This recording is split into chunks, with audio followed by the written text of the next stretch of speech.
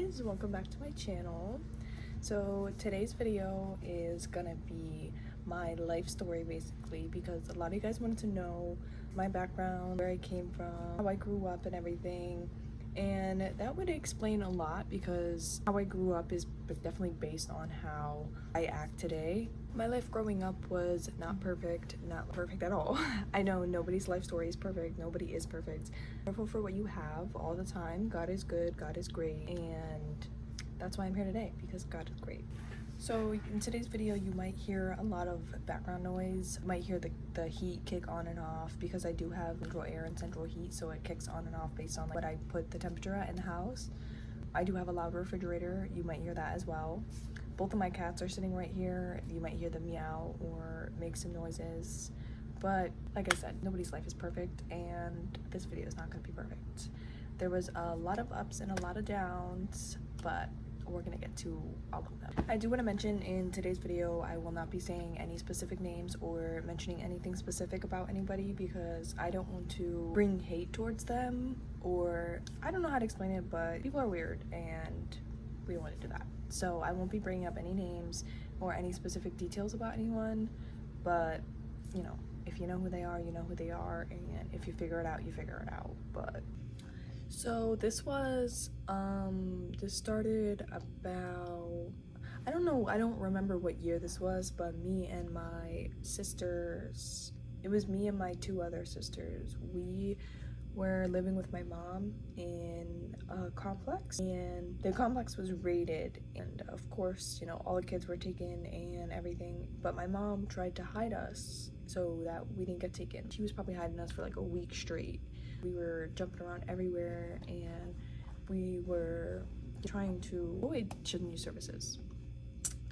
So we ended up getting taken, and we got taken, I can't remember if we got taken separately or if we got taken together, but I remember being in this foster home, and I remember it being just me. I think my other two sisters like went together in another foster home, and it was just me in this foster home. And I remember this lady, she was horrible. She was so mean to me. We ate spaghetti every single night. She did not have no other kids of her own. It was just me in that foster home. She would make me go outside to go find the sticks to beat me with. This was like, I was in this foster home for like a month. She used to throw me in the cold showers and beat the crap out of me in the shower. So there was one day, I think something went missing, and of course I'm the new person in the house, so I was blamed for it. And when I tell you, this foster mom grabbed me by my neck, swung me across the room. She didn't let go, but I was still in her hand. She swung me across the room, she laid me on the floor, and she choked me out. I was blue in the face. I remember waking up an hour later, and the caseworkers were knocking on the door when I woke up. And when they didn't come in the house I didn't call them, or nobody called them. They were coming to just do a house check or whatever. And they seen the marks around my neck and everything, and the foster parent told them that I was just playing, and that's what happened. Of course, the caseworkers believed them, and I was left in that home 2 weeks before being removed again. I don't really remember what triggered me being removed from the home or who removed me from the home, but blurry for me to remember. I could just remember like the main details and the major things that happened. About 2009, I was about 4 years old. So my brother's father, he ended up passing away. It was a very sad tragedy, and we all love him, of course, but my mom, she got really depressed, and she used to lock herself in her bedroom all the time. So I was taking care of my two younger sisters and my younger brother. My younger brother was about 8-9 months at the time, and my sister, she was 2 going on 3. My other sister was going on 4. My brother was about 10 months old, 8 months old. So it came to a time where, of course, I'm 5 years old, so I don't really know how to take care of children. I almost burnt the house down a couple times putting boxes in the oven. We used to put CDs in the sink to wash them, to play them. When I tell you my mom used to lock herself in the room from day to night. She did not come out of that room not one time. So this went on for about 6 months of me taking care of my siblings, and of course within that 6 months we are young, so house was a disaster. There was food everywhere. The floors, you could not walk in that house because the floors were so disgusting and it was just so cluttered. There was dirty diapers everywhere. This is kind of embarrassing to talk about, but I was 5 years old. There was toys everywhere. The house was just nasty and it smelled so bad. And about 6 months in, me and my sister didn't really know what else to do, so we began to throw toys out the window to get people's attention because we lived in this house. There was a lot of steps in this house and we lived on the top floor, so we couldn't get down. We were too scared to go down those stairs by ourselves, so we threw toys out the window, we broke cars' windshields, and we got people's attention. And the cops came. Me and my sister thought that the cops were gonna arrest us, but they walked through the house and they basically seen how crazy the house was and how much of a disaster the house was. And later they left and they opened an investigation with Children's Youth Services, and of course they came out, they looked at the house and they took us out of the house and they placed us in a kingship care. Yep, kingship. We went with my great cousin, my cousin. They were the main to take care of us, but living next door was my uncle and his girlfriend and his daughter. So it was like home, and we had a bunch of family living in that row home. We went with them, and I don't know if you guys ever heard of the Kids for Cash case that's going on. That judge put me in that kingship house. So in about 2010, it was 2010 going into 2011, we went with this family, which was my cousins, and they didn't like my mother at all. You can probably already see where this is going. In the beginning, things were all good, things were all great. They used to take care of us for the first 6 months. Then after 6 months, they decided to not close our case, but the caseworkers basically came out to see us less, and they slowly began to close the case because they were like, oh, those are your cousins, you guys are okay, we know you're okay with your family. So about 8 months to a year in, we noticed that my cousins used to take our money that we were supposed to get clothes. The foster parents get paid to foster you guys. I think my foster parents got $1,200 a kid, and there was 3 of us. So that's a lot of money. That's like $3,600. So they were taking our money. We were wearing clothes that were too small for us. We were wearing shoes that were too small for us. We were wearing really small clothes to school. It was bad. So we went to school in these clothes. The teachers and stuff, the guidance counselors and everybody, they started to ask us questions about like what was going on and everything. And we told them what we were going through, and of course, you know, like I said, everybody goes through something, so they understood, and they donated clothes to us. They bought us stuff to wear and everything. But every time we went back to that foster home, it was just like a dark cloud was over us, if that makes sense, and it always felt so negative. And so about 2 years in to living in that home, they started to abuse us very badly. They used to make us sit in the corner with our hands behind our backs and our legs crisscrossed. They would have us sit in the corner for days at a time without sleeping. We would go days and days without sleep. We would literally sit there falling asleep in the corner, and we would get slapped for falling asleep, or it was really bad. And it just got worse and worse as the story goes on. They would never let us play. We would always be in that corner. We were never allowed devices. We were never allowed to play with toys. We were never allowed to go outside. We were barely even able to go to school because they were abusing us so bad. They didn't want us to tell our guidance counselor and everything.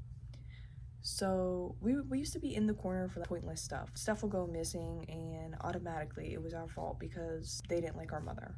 So they would just abuse us and take it out on us. My great cousin, she and my uncle made this wooden paddle. They screwed holes in it and wrapped duct tape around it so that they can beat us with it. Like I said, my brother was around 10 months in the beginning when this all started. So around this time, he is going on a year old, 2 years old, going on terrible twos-ish. And my cousins and my uncle used to scare my brother with a mask while he was in his crib. They used to beat him as well. Same for my sister. They used to beat her as well. My sister, the second sister that was with us in the beginning, she ended up going with her grandma, and I'm so glad that she went somewhere good and is being very well taken care of and didn't have to experience what we did. We were put in dog cages and thrown down the steps. We were locked in the basement. We were not fed for days on end. We were being very badly tortured in that house for 6 years straight. I told my guidance counselor at school one day, and she basically told me I was lying, and she tried to open up an investigation, but she was like, oh, nobody's gonna take you serious. Da, da, da. So everybody tried to reach out for help, and every time we reached out for help, we were always told that we were lying. We were always told that this is our fault. We were always told that that's our family, they would never do that to us, or it just felt like nobody was listening. Until one day, we were being very badly abused one day. We were like, there was bruises, blood, it was bad. And the neighbors, I remember this guy, he liked the back of my hand. I remember everything. I remember what he looked like and everything. He called the cops, and I was like, finally, somebody's gonna get us out of this house. Somebody's gonna come and save us. And when the cops got there, we told them everything, and we were like, please, please, please don't tell them that we're telling you what's going on, because they'll beat the crap out of us for telling. So they didn't say anything, I don't think. I'm trying to remember it because obviously I was so young and I didn't go over this before recording. So the cops ended up opening an investigation, and the caseworkers were sent out immediately, and the caseworkers did tell us that we were going to be moved from that foster home, and I was so excited. That was the best day of my life. And I didn't show that on my face because I just felt like they were just saying that, and I didn't think they were gonna actually move us because of how many years it's been and how long we've been reaching out for help, and nobody answered us. Nobody was answering our prayers. Nobody was saving us. Nobody was doing anything for us. So this was about 2016 when we just got removed from my cousin's house.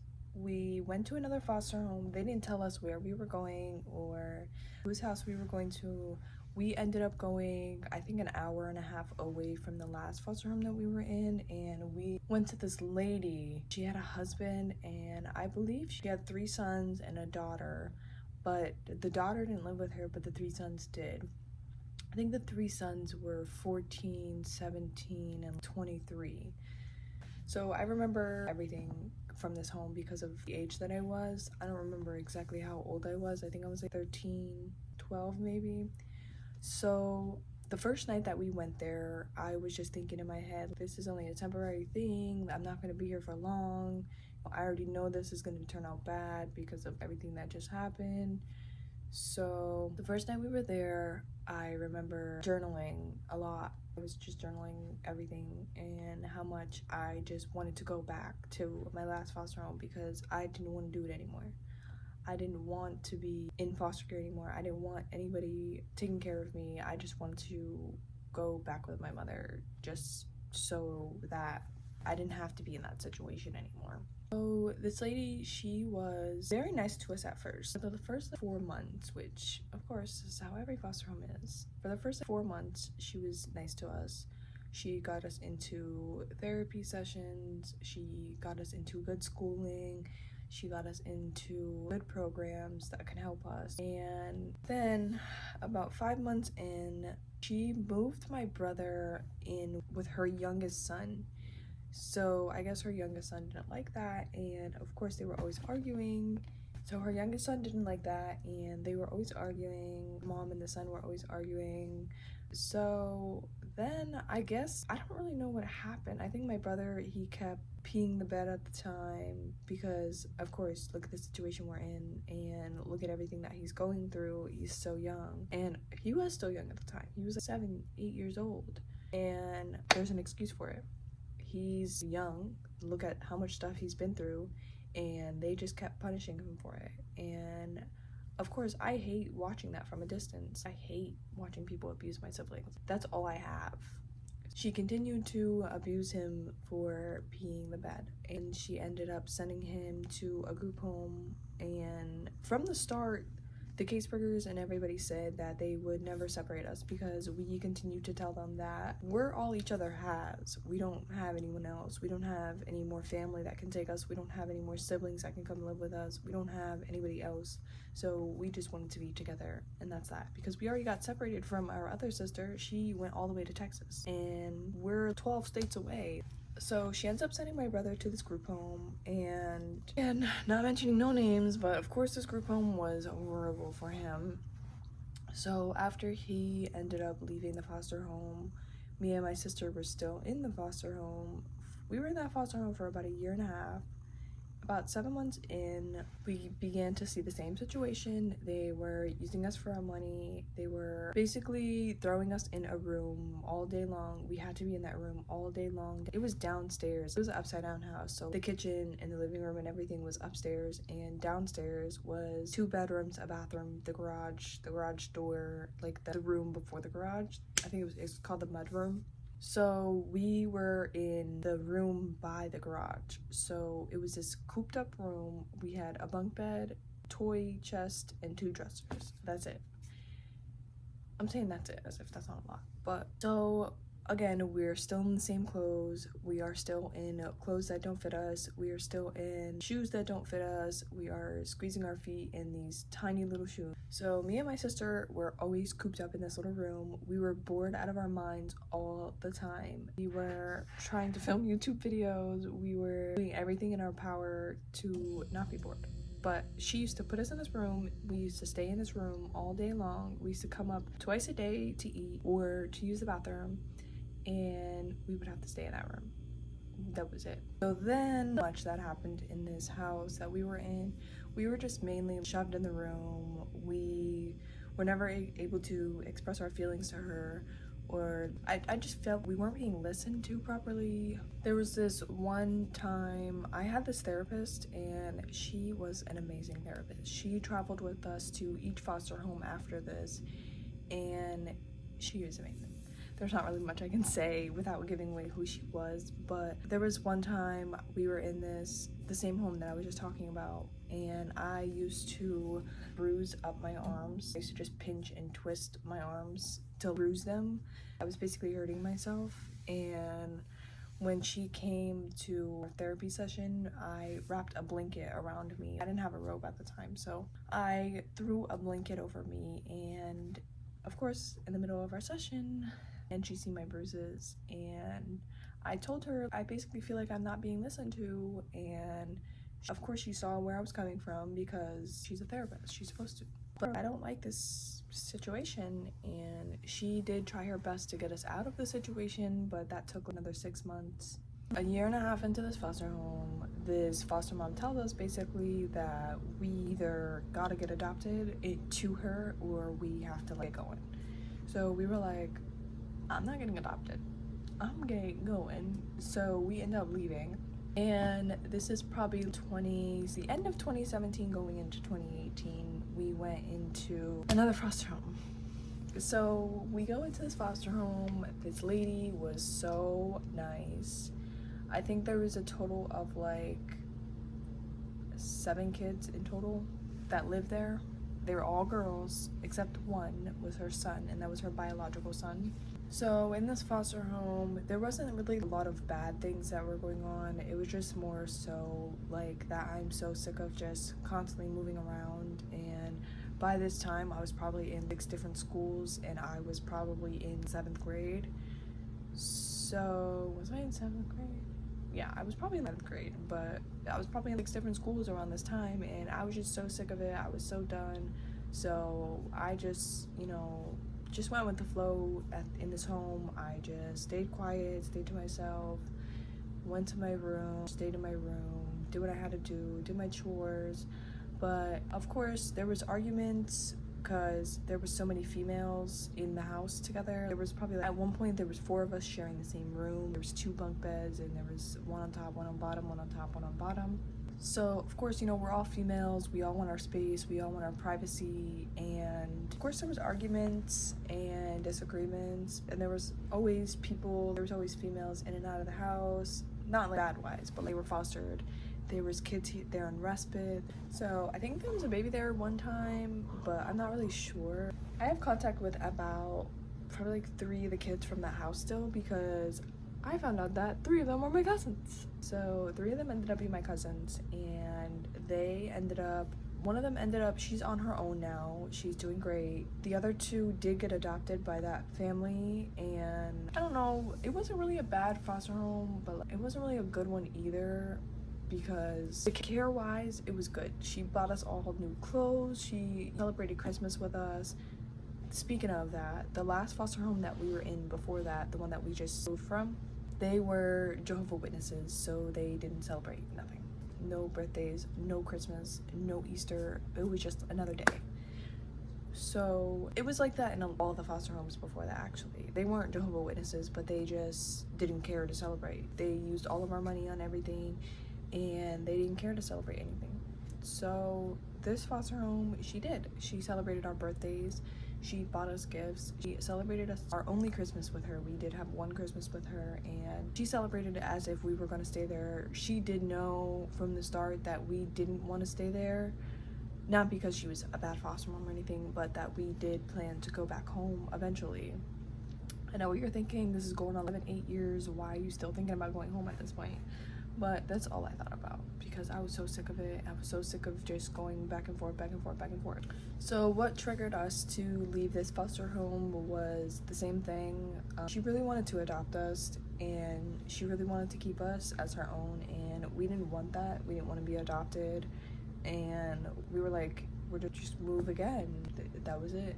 And also within this time, this foster home, we again were in 3 more different schools, because we came from the other foster home and it was another hour and a half away, so we had to transfer from one school to another school.